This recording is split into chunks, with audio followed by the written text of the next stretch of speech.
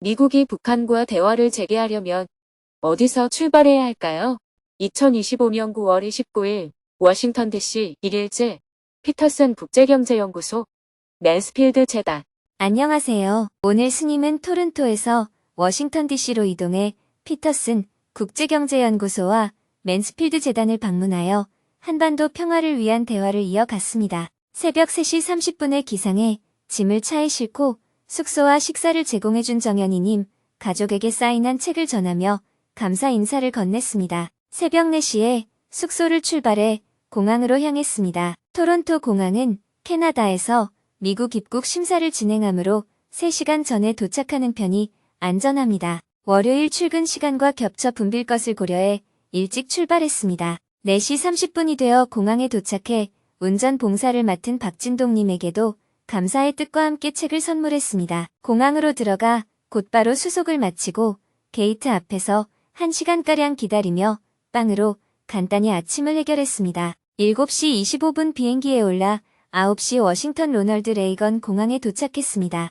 짐을 찾고 나오니 미국 JTS 민덕콩 사무국장이 마중을 나와 있었습니다. 반갑게 인사를 나눈 뒤 첫 미팅 장소인 피터슨 국제경제연구소로 이동했습니다. 하지만 백악관 인근 도로 통제로 교통이 크게 혼잡해 평소 15분이면 이동할 거리를 1시간 30분 동안 이동해 오전 10시 40분이 되어서야 듀폰 서클에 도착했습니다. 이 일대는 브루킹스 연구소, 미 기업연구소, 카네기 국제평화재단, 스팀슨 센터 등 싱크탱크가 모여 있어 스님이 자주 찾는 곳이기도 합니다. 오늘 첫 일정은 피터슨 국제경제연구소 방문입니다. 1981년 설립된 비당파, 비영리 싱크탱크로 무역, 환율, 글로벌 금융과 거시경제를 폭넓게 연구하는 곳입니다. 한반도와 관련해 북한의 인도주의 위기, 식량안보, 대북 제재의 영향과 국제사회의 대응에 관한 보고서와 정책 제언도 꾸준히 내고 있습니다.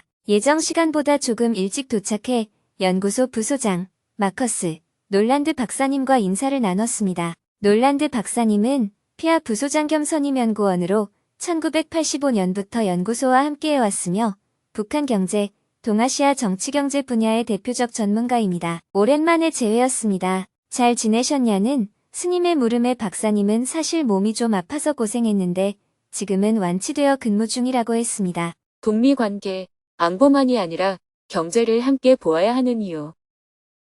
스님은 최근 관찰한 북한의 급격한 변화를 전하며 대화를 시작했습니다. 코로나 이전까지 북한은 평양을 제외하고 지방에는 새로 건물을 짓는 게 드물었습니다. 그런데 최근 5년 동안 지방까지도 많은 건축물이 들어서고 있었습니다. 압록강변의 해상 같은 도시에도 20층 이상 되는 빌딩이 7에서 8개나 새로 생겼습니다. 그러나 이와 대조적으로 비공식 경로를 통해 들려오는 북한 주민들의 이야기는 식량난으로 매우 어려운 상황이라고 합니다. 이러한 모순이 생기는 이유는 정부 중심의 국가 경제는 여유가 있는 것 같고 주민들의 개인 경제는 여전히 어렵기 때문인 것 같습니다. 특히 주목할 만한 현상은 올해 들어 갑자기 발생한 환율 폭락이었습니다. 스님은 환율의 급격한 변화를 자세히 설명했습니다. 코로나 전에 1달러가 한 8,000원 정도 했습니다. 그러다가 코로나 때는 5,000원까지 가치가 올랐습니다. 그러다가 코로나 끝나고 다시 8,000원까지 떨어졌어요. 그런데 최근에는 40,000원대까지 폭락했습니다. 이것은 경제 논리로는 설명하기 매우 어려운 현상이기 때문에 경제 상황만을 반영한 것 같지는 않아 보입니다. 이에 대해 놀랜드 박사님은 더치 디지즈 개념을 활용하여 흥미로운 분석을 제시했습니다. 더치 디지즈 현상이란 갑자기 큰 용돈이 들어오자 집안 살림이 팽창하고 값비싼 것만 찾게 되면서 예전엔 알뜰하게 운영되던 생계형 가게가 점점 힘을 잃는 상황을 말합니다. 북한도 정상적이라면 해외 노동자의 송금, 러시아 전쟁 참전 대가, 일부 사이버 범죄로 의심되는 외화 유입으로 북한 원화의 가치가 올라가야 하는데 오히려 반대 현상이 일어났습니다. 박사님은 정부가 외화를 받아서 원화를 대량으로 인수하고 이를 공무원 임금 인상, 건설, 군사 현대화에 사용하면서 원화 공급이 급증했기 때문이라고 분석했습니다. 그러면서 이제 경제 문제가 더 이상 자원의 문제가 아니라 그것을 어디에 투자하느냐, 그리고 빈부 격차의 문제가 된다고 강조했습니다. 대화 중에 북한 경제의 주요 수입원에 대한 논의도 이어졌습니다. 스님은 중국 기업가들과의 대화 내용을 전했습니다. 중국 기업가들한테 얘기를 들어보면 북한 정부가 요청하는 물자들에 대한 대금 지급이 예전처럼 못 주는 경우가 없어졌고 아주 원활하게 잘 지급이 된다고 합니다. 초기에는 중국에 있는 약 10만 명의 북한 노동자들 인건비가 주요 수입원이지 않았나 하고 추측해 보았습니다. 그러나 최근에는 돈 지불이 북한 안에서 직접 나오는 것이 일부 확인이 됩니다. 이것은 러시아의 군사적 지원의 대가가 아닌가 싶습니다. 스님은 북한 경제의 이중 구조에 관해서도 설명했습니다. 부유층의 소비 현황이 눈에 띄게 변화했다는 것입니다. 자가용의 개인적 소유도 가능하고 명품 상점도 생겼다고 합니다. 반면 일반 주민들의 생활은 여전히 어렵다고 합니다.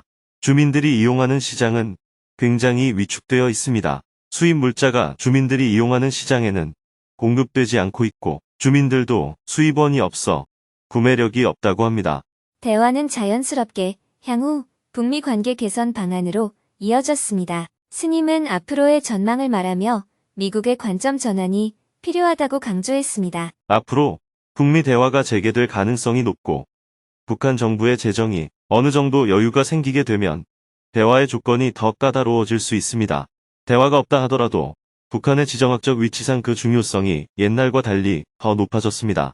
북한의 군사 안보적인 문제뿐만 아니라 북한의 경제 문제도 우리가 좀 더 관심을 가져야 할 것 같습니다. 대화 말미에는 히토류 문제도 다루어졌습니다. 스님은 실질적인 경제 협력 가능성도 제시했습니다. 중국이 히토류를 가지고 미국이나 한국에 압력을 넣기 때문에 거기에 대응할 수 있는 또 다른 공급처를 찾아야 하는데 제가 볼 때는 그게 북한이 될 수 있지 않나 생각합니다.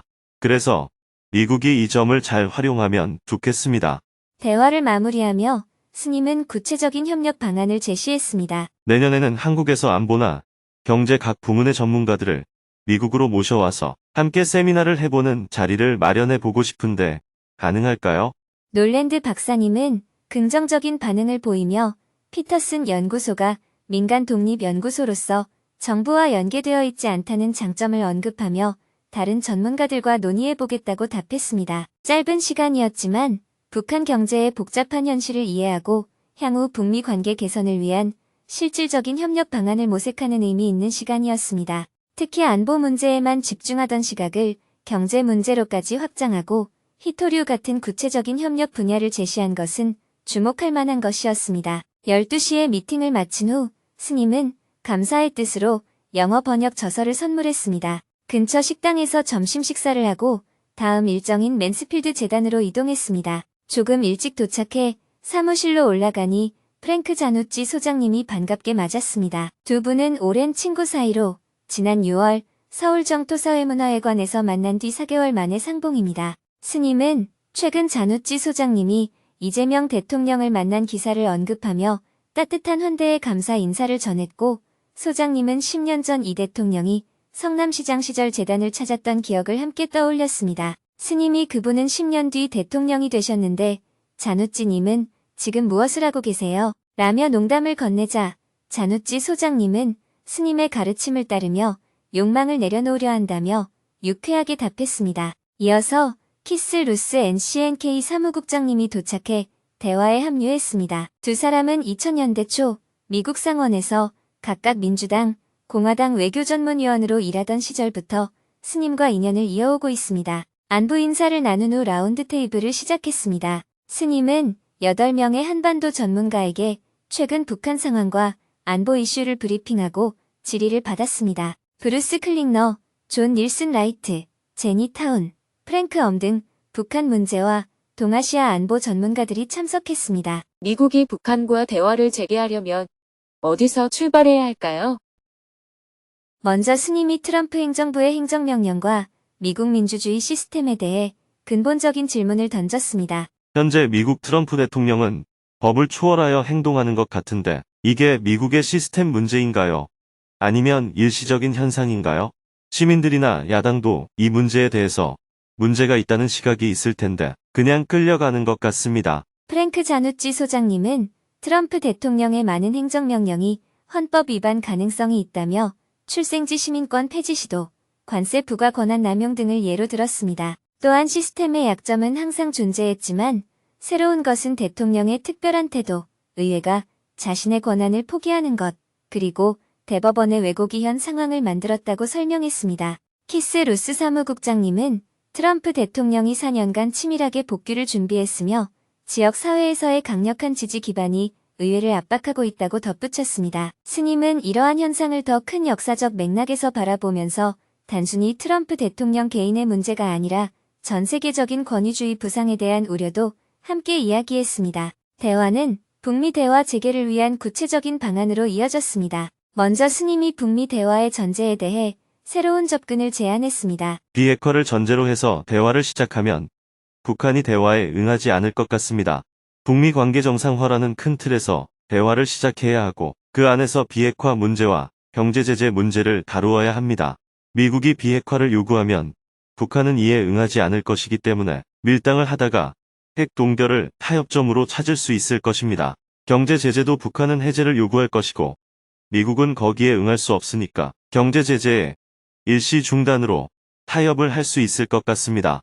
스님은 북한이 무엇을 가장 원하는지에 대해 설명했습니다. 북한은 경제 제재 해제도 물론 필요하지만 그것보다는 군사적인 압박을 해제하기를 더 원하는 것 같습니다. 북한 정부 관료의 표현을 빌리자면 대화를 하자면서 목에 칼을 겨누고 목을 조르면서 대화를 하자고 하는 것은 앞뒤가 안 맞지 않느냐는 겁니다.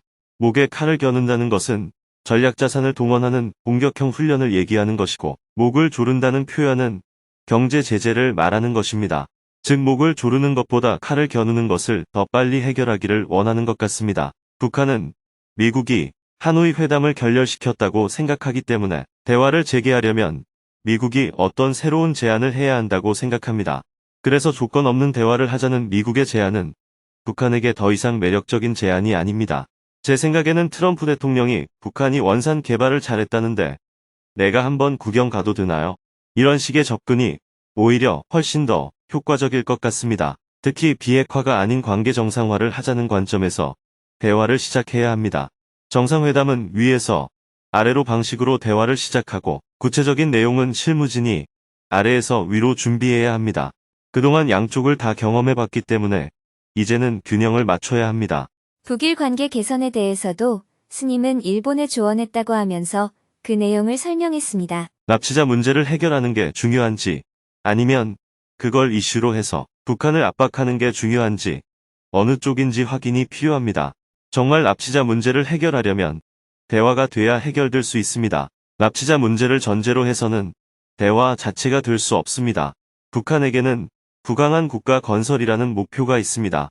그러나 지금 북한이 강한 국가는 됐지만 부유한 국가는 아니지 않습니까? 부유한 국가가 되려면 러시아와의 동맹만으로는 어렵습니다. 미국하고 관계를 개선해야 합니다. 그런데 미국은 돈이 없어서 지원할 수가 없습니다. 지금 전 세계 국가들을 대상으로 관세 부과를 요구하고 있습니다. 그렇기 때문에 돈은 다른 데서 나와야 합니다. 중국이나 한국에서 나올 수 있는데 중국 돈은 예속될 위험이 있고 한국 돈은 민심 이반의 위험이 있기 때문에 제가 볼 때 북한 입장에서 제일 안전한 돈은 일본 돈입니다. 그래서 일본과의 관계를 개선해야 합니다. 스님은 한반도 평화를 위한 명확한 우선순위를 제시하며 새로운 접근법을 제안했습니다. 하노이 회담 결렬 이후 한반도의 평화 로드맵. 제 관심은 한반도의 평화입니다. 평화를 가져오려면 먼저 북한과 미국의 관계 개선이 필요하고 두 번째는 북한과 일본의 관계 개선이 필요하고 세 번째는 남북 관계가 개선이 되어야 합니다. 옛날에는 한국이 남북 관계를 먼저 개선해서 나머지 문제를 풀려고 했습니다. 현재 북한의 입장을 생각할 때 남북 관계를 먼저 푸는 것이 어렵게 되었습니다. 그래서 새로운 접근이 필요합니다. 한국 정부도 한국이 패싱을 당한다는 입장을 갖지 말고 북미 관계와 북일 대계가 먼저 풀리도록 도와주는 입장을 가져야 합니다. 왜냐하면 한반도에서 전쟁이 일어나지 않도록 하는 것이 우리의 최우선 과제이기 때문입니다. 북한이 핵무기를 계속 생산하고 확산시키는 걸 그대로 둘 것인가요? 우리는 위험을 줄일 방법을 찾아야 합니다. 물론 핵이 위험한 것은 사실입니다.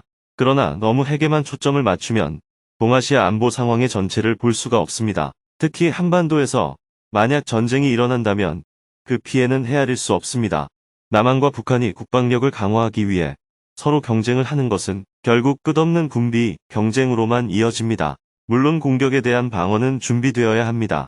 그러나 대화를 통해서 상대가 전쟁을 할 의향을 갖지 않도록 하는 것이 진짜 평화로 가는 길입니다. 북한과의 관계를 개선하려면 우리가 상대해야 할 북한이 어떤 조건에 놓여 있는지를 잘 알고 대응해야 더 효율적일 것입니다. 이번 라운드 테이블은 단순히 북한 문제만이 아니라 민주주의의 위기, 역사적 전환점, 그리고 평화를 향한 실질적인 방안을 논의한 의미 있는 자리였습니다. 참석자들은 스님의 현장 경험과 통찰, 그리고 균형 잡힌 시각에 깊은 관심을 보였으며 향후 한국의 전문가들과 미국 싱크탱크 간의 협력 가능성에 대해서도 긍정적으로 논의했습니다. 열띤 문답이 이어져 예정 시간을 넘겼고 스님은 참석자들에게 감사 인사와 함께 영어 번역 저서를 선물했습니다. 자누찌 소장, 키스 루스 사무국장과는 다음 워싱턴 DC 방문 계획을 간단히 상의한 뒤 자리를 마무리했습니다. 이어서 스님은 해나 김님과 만나기 위해 미팅 장소로 이동했습니다.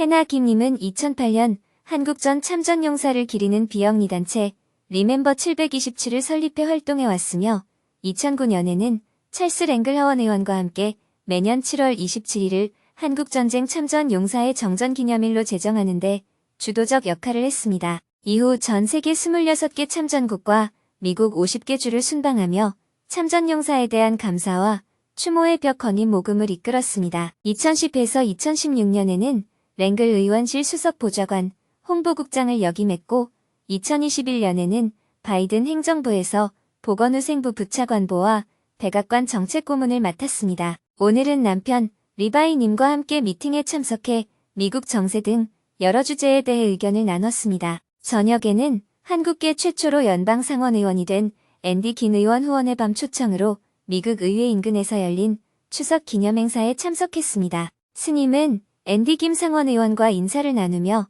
여러 현안을 이야기했습니다. 특히 북한이 고향인 실향민들이 인도주의적 차원에서 북한을 방문할 수 있도록 길을 열고 인도적 지원과 한반도 평화를 위한 활동에 함께해 주기를 당부했습니다. 행사를 마친 스님은 오후 8시 30분에 행사장을 나와 미주 정토회관으로 이동했습니다. 차량 정체가 없어 30분 만에 도착할 수 있었습니다. 내일 일정을 논의한 뒤 밤 10시에 하루를 마무리했습니다. 오늘은 긴 하루였습니다. 내일은 오전에 브루킹스 연구소를 방문해 북미 관계 개선과 한반도 평화를 주제로 논의하고 오후에는 개인 면담을 가진 후 저녁에는 버지니아에서 북미 순회 강연 4번째 강연을 이어갈 예정입니다.